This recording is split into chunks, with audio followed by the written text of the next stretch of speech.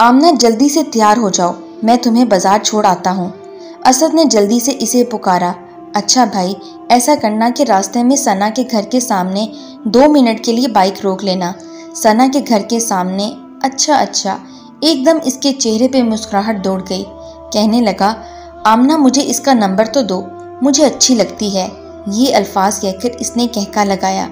चल बदतमीज, बाइक निकाल, पहले बहुत देर कर दी है।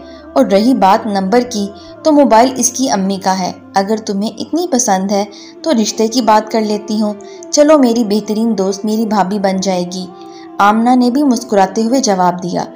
असद ने जब ये सुना तो दिल ही दिल में कहा, कोई बात नहीं, जब मोबाइल ले लेगी तो नंबर आ ही जाएगा। इसने बाइक स्टार्ट की और कुछ देर में सना के घर पहुंच गए। आमना फौरन बाइक से उतरी और अंदर चल पड़ी। जाते ही ऊंची आवाज में अस्सलामुअलैकुम कहा और सना को आवाज देने लगी कि तुम तैयार नहीं हुई, जल्दी करो, असर का वक्त है, हमें टाइम लग जाना है बाजार। सना ने कहा, आमना 2 मिनट बैठो, मैं बस असर की 4 रकात पढ़ लूं। उफ यार, आकर पढ़ लेना, बाहर असद इंतजार में है, बस जल्दी से चादर लो और छोड़ो निकाब वगैरह। सना ने कहा, प्लीज यार, मैं 2 मिनट में आई, नमाज कज़ा हो गई तो अल्लाह पाक नाराज होंगे, या मेरी आज मौत हो गई तो मेरी क्या तैयारी होगी। अच्छा अच्छा पढ़ लो बाबा, अब बस चुप। खैर, इसने नमाज पढ़ी, जल्दी से चादर ली, निकाब किया और वो दोनों असद के पीछे बैठकर बाजार चल दिए। आमना ने असद को कहा कि तुम घूम फिर आओ, मैं जब कॉल करूंगी तो आ जाना। असद ने एक नज़र इनकी जानिब देखा और चुपचाप बाइक स्टार्ट करके चल पड़ा। आमना कभी सना का हाथ पकड़कर एक दुकान में घुसती और कभी दूसरी। आखिरकार इसने अपनी मतलूबा चीज़ें ले ही ली। इसने सना से पूछा, तुमने कुछ लेना है? तो कहने लगी कि एक सफ़ेद सूट लेना है जिस पर अच्छी कढ़ाई हो सके।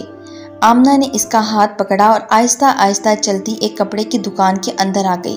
भैया, मुझे सफ़ेद रंग में कोई सूट दिखाएं जिस पर कढ़ाई हो सके। सना ने दुकानदार को मुखातिब किया और आमना इसके पास बैठ गई।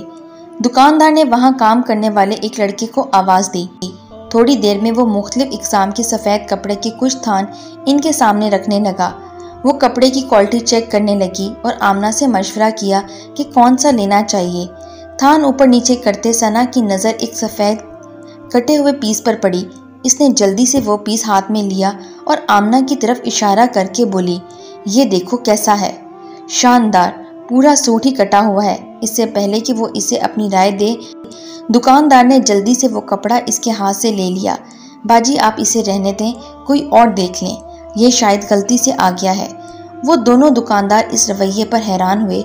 आमना चुप रही, लेकिन सना बोली, मुझे तो वही कपड़ा ही लेना है, आप दिखाइए। वो बार बार इसरार कर रही थी, बाजी ये कपड़ा कफन के लिए है, गलती से यहाँ आ गया, आप इसे रहने दें। दुकानदार के इस जवाब को सुनकर इन दोनों के चेहरे के रंग उड़ गए। अगले ही लम्हे सना ने अपना पर्स उठा के दुकान के बाहर निकल गई। आमना ने इसे आवाज़ दी, अरे रुको, मुझे तो आने दो। दुकानदार भी आवाज़ देने लगा, बाजी बात तो सुने बाजी।